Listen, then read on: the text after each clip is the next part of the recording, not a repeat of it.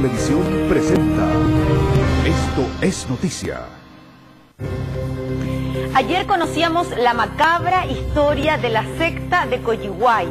Hoy, nuevos detalles aún más escalofriantes salen a la luz pública. Queremos saber cómo un grupo de profesionales logra seguir el llamado de un líder que dice ser divino y cómo este logró engatusar a una decena de fieles. Soy Gabriela Núñez y esto es Noticia.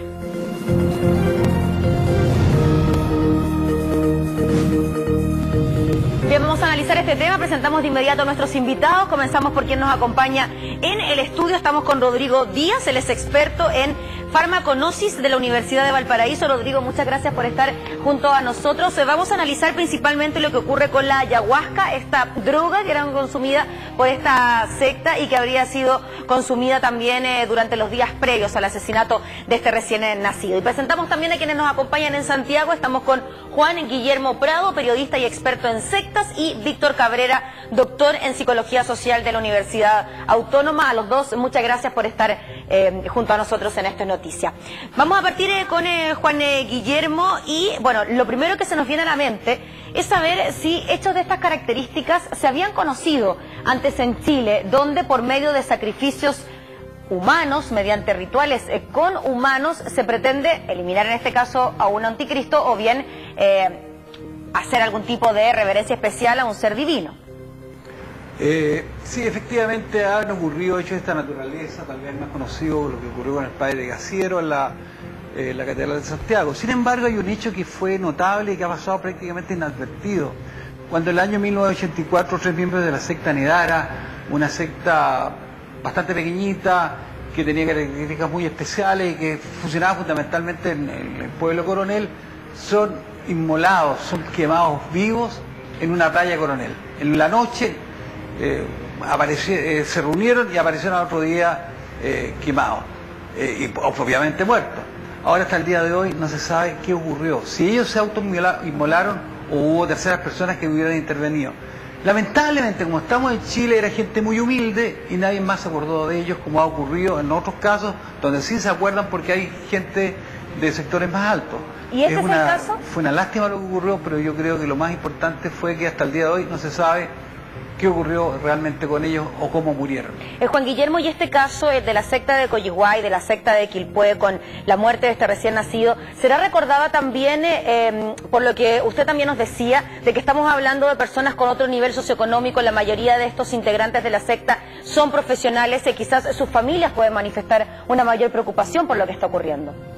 No solamente la familia, también los medios de comunicación. Pensemos en la secta de Pir, que hasta el día de hoy, a pesar de que ya pasó bastante tiempo o algún tiempo, todavía se recuerdan y todavía algunos periodistas buscan dónde está.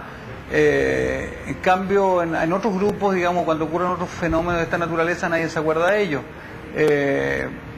Estoy pensando, por ejemplo, ocurrió en el Valle X el año 86, cuando la madre Cecilia le dijo a sus discípulos que vendría un platillo volador a buscarlo para salvarlo del holocausto final, y mucha gente, bastante gente, se fue al interior del Valle Elqui a esperar que el platillo volador los pasara a buscar. Yo obviamente nunca pasó ese platillo volador.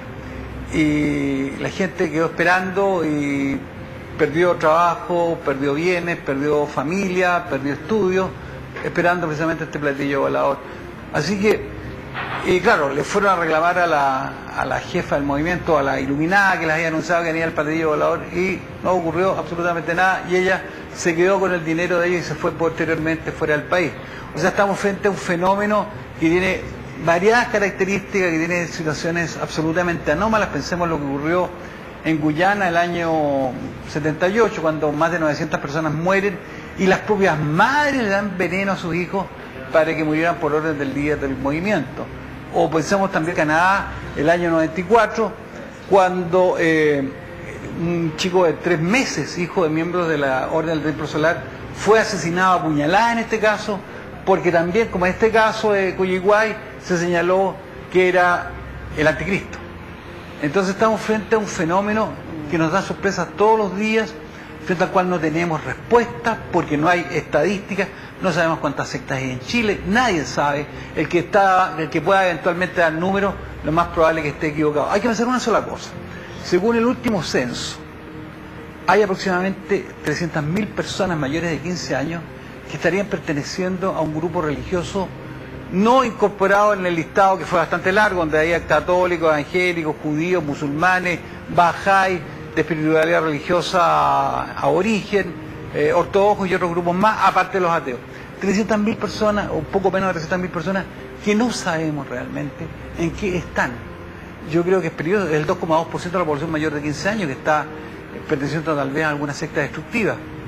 El año 80, y con esto espero terminar, porque si no podemos hablar mucho, el Ministerio de la Juventud, Salud y Familia de Alemania Federal, todavía no estaban unidas las dos Alemanias, declaró que en ese país había 9 sectas destructivas de la juventud. 9. Pues bien, en Chile, el año 80, con el gobierno militar, donde si se movía un papel, decía el presidente de la República de la época, él lo sabía, ahí estaban esas 80 sectas en nuestro país, o sea, esas 9 sectas en nuestro país, sectas que habían sido consideradas en un país del primer mundo como sectas destructivas, y que acá estaban funcionando incluso algunas de ellas con personalidad jurídica. O sea, ya te digo, estamos frente a un mundo absolutamente desconocido, y realmente que se va descubriendo poco a poco lo que ocurre. Todo esto, lo que ocurrió ahora, me parece absolutamente tremendo y terrible. Sí, una realidad al parecer, Juan Guillermo, que está en nuestro país, en otras naciones también, pero es un tanto desconocida, y es por eso que llama tanto la atención quienes integran estas sectas, porque estamos hablando de personas de un nivel socioeconómico bueno, con una formación profesional también de por medio, y es por eso que vamos a revisar los perfiles de los 4 detenidos por el asesinato de este recién nacido, incluyendo la madre de esta guagua de tan solo 3 días. Partimos con ella precisamente, Natalia Guerra Hecker, de 26 años. Ella es diseñadora gráfica, madre de la guagua asesinada y fue formalizada por parricidio. Vamos a revisar también otra de las personas que se encuentran detenidas durante los 8 meses que dure esta investigación. Ayer fueron formalizados y quedaron en prisión preventiva. Ahí estamos con María del Pilar Álvarez, de 25 años. Ella es cineasta, cómplice de asesinato y está formalizada por homicidio. Recordemos que el líder de esta secta, que se conoce como Antares de la Luz, estaría prófugo. Hay una orden de captura internacional, lo más probable es que se encuentre en Perú con su par peruano también. Aquí tenemos a David Pastén, de 30 años, publicista, cómplice de asesinato, formalizado por homicidio. Recordemos que hay otros integrantes también de esta secta que están tratando de ser ubicados por la Policía de Investigaciones en la región de la Araucanía. Se estarían realizando las pesquisas correspondientes. Y bien, esta es la última de las detenidas.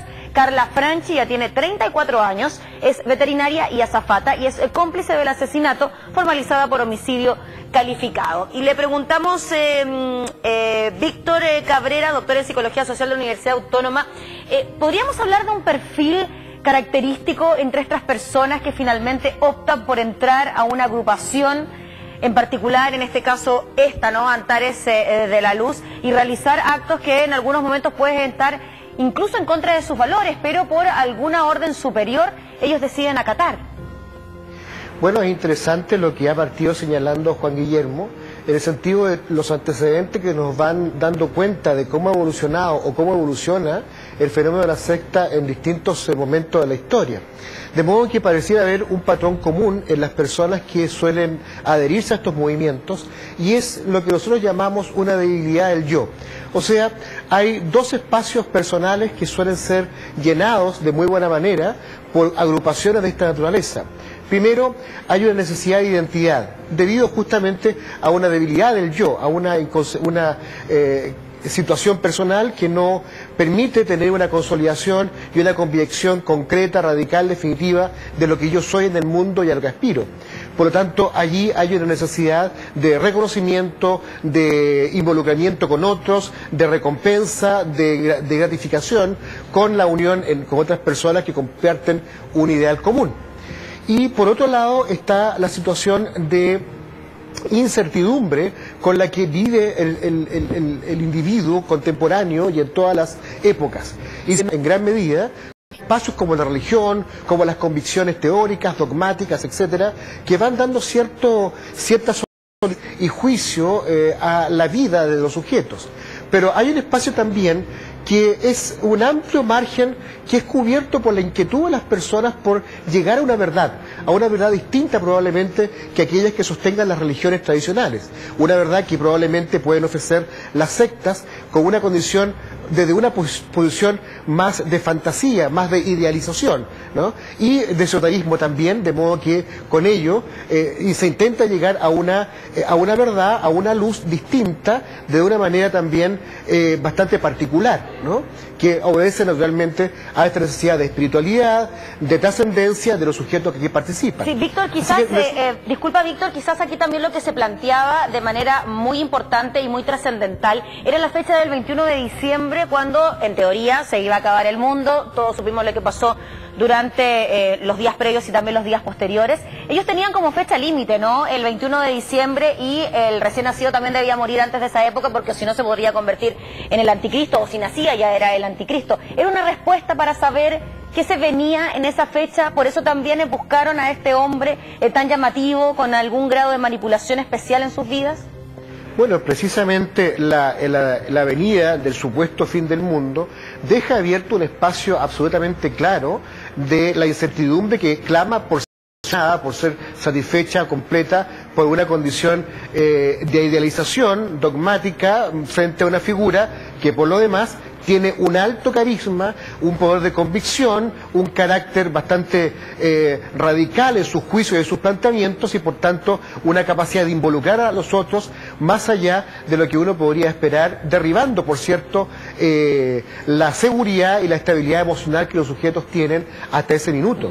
Esto puede ser similar a lo que uno pueda entender en la condición o característica de un líder, ¿no? Un líder genera convicción, genera compromiso, genera involucramiento en la medida que tiene un convencimiento absoluto, radical de aquello que dice. Si no tiene convencimiento personal de lo que dice, no logra convocar el interés de otros. Si tiene el convencimiento de lo que está diciendo a ultranza, entonces tiene, bajo su lógica de espontaneidad y de carisma, convencer y articular en otros conductas que claramente están fuera de todos los valores convencionales con los que han sido criados o formados.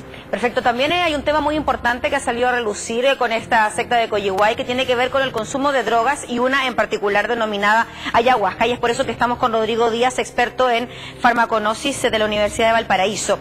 Rodrigo, ¿puede esta droga generar alucinaciones tan fuertes y tan graves en nuestra cabeza, en nuestro organismo, que podemos llegar a hacer cosas que no imaginamos nunca que podíamos hacer?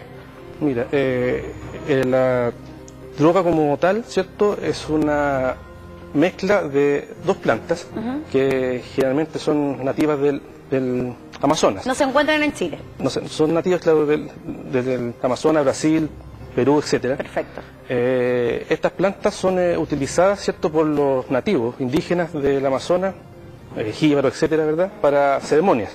Son de uso ceremonial. ¿Y en estas ceremonias tienen también algún efecto alucinógeno? ¿Por qué las ocupan? En estas ceremonias, ¿cierto?, si nosotros nos remitimos al significado de la palabra ayahuasca, ¿cierto?, significa soga de un muerto, de un espíritu, ¿cierto? Ellos tienen conexión, ¿cierto?, con los espíritus del más allá, con espectros ancestrales que, según ellos, ¿cierto?, los iluminan y los llevan, ¿cierto?, por un buen camino y les piden consejos. Nos imaginamos que estas ceremonias son cada cierto tiempo, una vez cada serán un mes, cada, 2 meses, en un año. Periódicas, ¿verdad? No, su uso no es regular, sino es periódico, es en fiestas, ¿cierto?, etcétera. En cambio, en este caso de la secta podríamos hablar de un uso diario. Claro, en este caso se imagina que hay un uso indiscriminado, ¿verdad?, de esta sustancia, ¿no?, que a la vez, ¿cierto?, bueno, lo que causa es estados de alteración de la conciencia, ¿verdad?,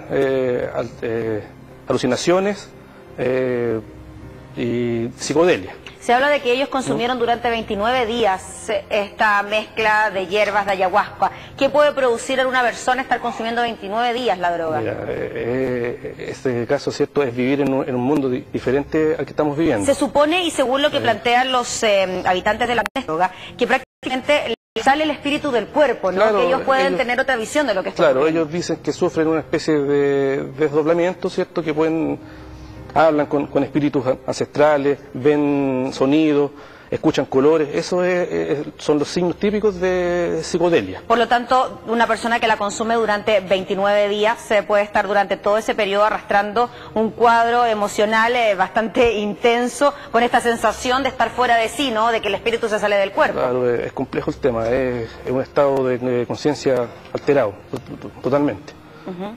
La persona se imagina, ¿cierto? De hecho, bueno, esta droga ha sido consumida por artistas, gente importante, ¿verdad?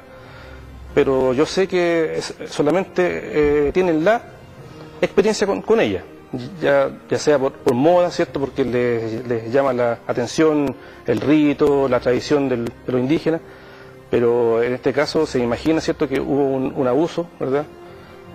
Un exceso. Para tomarlo en consideración, quizás usted me lo puede reafirmar, esta droga, la ayahuasca, no se encuentra en ningún tipo de reglamento de drogas en nuestro país, o sea, no está prohibida. Mira, el ayahuasca, como bien dije en un principio, es una mezcla, ¿cierto?, de dos plantas, ¿verdad?, las cuales tienen un sinergismo entre ellas, se potencian.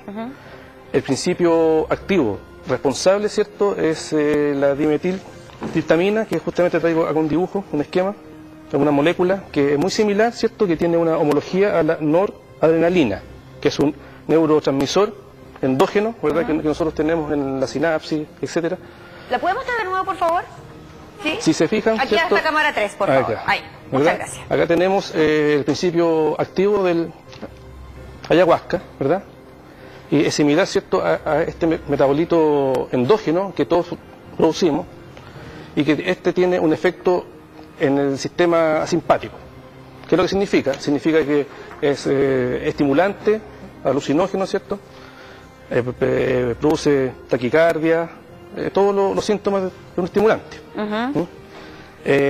Sin embargo, en la ley 20.000, como bien me preguntaste, yo me di el trabajo de buscarla, ¿cierto?, y me encuentro con una sorpresa de que exactamente está estipulada, pero como principio activo, o sea, como es molécula sola, aislada, no como vegetal. No como la preparación en sí. Exactamente, no como extracto, no como el vegetal, no como la mezcla. Pero ¿quién puede conseguir el extracto? O sea, es bastante difícil, ¿no? ¿O se consigue en forma completa? En este caso yo creo que estas personas, cuando fueron no sé, al Amazonas, hicieron el extracto y lo trajeron en algún envase, un recipiente, una botella, o se trajeron, ¿cierto?, los elementos para fabricarlas, las vegetales. Sí, porque tiene que pasar por un momento de cocción.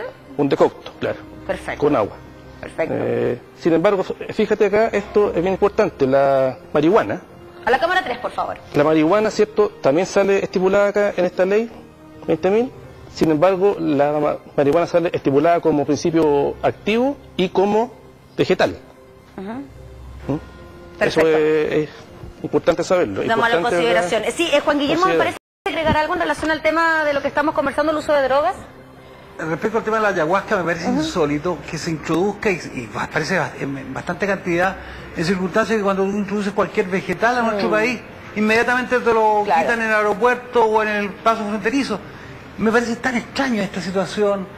También me parece muy raro que no está en la ley, está en el reglamento tampoco. En el reglamento de la ley de drogas es donde aparecen las sustancias prohibidas, no en la ley. Y tampoco, efectivamente, como señala nuestro colega, tampoco aparece. Entonces, ahí yo creo que hay un campo de misterio que me parece notable. O sea, cada uno de los que ha viajado acá sabrá todo lo que significa meter algún tipo de vegetal a nuestra patria. Y en este caso, aparentemente, el ayahuasca no tendría problema, y me parece, por lo menos, tengo mis serias dudas de por qué ha ocurrido. ¿Está relacionado el consumo de drogas, de cualquier droga, en este caso la ayahuasca, a la realización de ritos mortales como este u otro tipo de ritos, o esta especie de alevosía, adoración que existe hacia una persona en particular, el líder en este caso? ¿A quién le preguntan? ¿A mí? Sí, a usted, sí. A usted, Juan Guillermo, sí. Bueno, mira, yo creo que el tema de la adoración a los líderes sectarios es un tema bastante frecuente y bastante dramático, porque personas que señalan ser Dios o tener una misión encomendada por Dios a ellos, convencen, como señalaba acá Víctor, a sus seguidores, y sus seguidores cometen determinadas conductas que son realmente insólitas. Por ejemplo, trabajan gratis para la secta, por un lado. Por otro lado, quienes tienen dinero donan el dinero a la secta. Otros, digamos, obedecen fielmente mediante juramento y tienen que cumplir todo lo que les señala el líder. Luego eso, al interior de estas sectas, normalmente hay sesiones constantes de adoctrinamiento. En consecuencia, las personas que están participando están convencidos que la salvación está ahí y todo lo que está fuera de la secta está en poder del diablo o del mal. Y cuando la persona sale de la secta, se encuentra con este mundo que desconoce o al cual ya olvidó cómo era y tiende a volver a la secta porque ve que allí es el único lugar donde se siente bien. Entonces hay una cantidad de elementos que habría que considerar. Fíjate que el Parlamento Europeo señala 36 características de las sectas que las hacen peligrosas. Y entre ellas fundamentalmente está el financiamiento, están las convicciones políticas. Hay sectas que tienen odios particulares contra determinados regímenes políticos o contra determinadas razas. Y también, por supuesto, las conductas y la forma de vida en comunidad que normalmente tienen estas sectas. Por eso es tan difícil detectarlas cuando hay sectas que están viviendo, por ejemplo, en Coyihuay. La gente que es muy difícil que llegue a Coyihuay, siento que está dentro de la misma comuna por los malos caminos. Y así como hay gente en el Valle Elqui con su secta, hay búnker en determinados lugares del país donde están también participando sectas. Estamos, como señalaba anteriormente, frente a un mundo frente al cual no tenemos respuesta. Juan Guillermo. Porque no lo conocemos. Y ahí está, a mi juicio, lo más terrible de esta situación y de lo que está ocurriendo. Porque cualquier día de mañana vamos a tener otro escándalo o otro delito de esta naturaleza o tal vez peor que puede ser inimaginable. Sí, le voy a pedir a nuestros invitados que nos esperen en Santiago, también aquí a Rodrigo en el estudio, porque hacemos pausa comercial y volvemos enseguida con más en estas noticias.